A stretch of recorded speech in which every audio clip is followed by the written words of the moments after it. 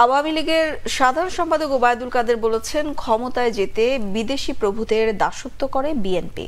শেরে বাংলাকে ফজলুল হকের ৬২তম মৃত্যুবার্ষিকীতে শনিবার সকালে ঢাকা বিশ্ববিদ্যালয়ের দোয়েল চত্বরে তার সমাধিতে শ্রদ্ধা জানাতে গিয়ে তিনি কথা বলেন।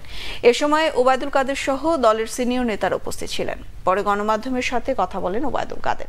বিদেশি প্রভুদের দাসত্ব করে কি ক্ষমতায় যাওয়া যায়, এ প্রশ্ন রেখে তিনি বলেন, অথচ বিএনপি সেই দুরভিসন্ধি করছে। বিএনপিতে গণতন্ত্র নেই, তারা কিভাবে দেশে গণতন্ত্র প্রতিষ্ঠা করবে, এ প্রশ্ন রাখেন তিনি।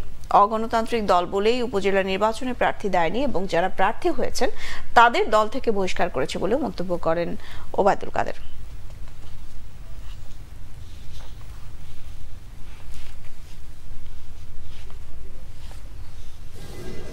সমর্থনকে তারা মূল বিষয় হিসেবে মনে করে না।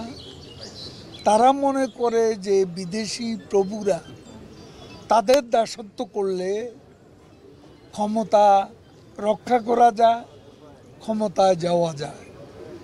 এখনও তাদের দুরভিসন্ধি হচ্ছে বিদেশি প্রভুদের দাসত্ব করে কিভাবে ক্ষমতা যাওয়া।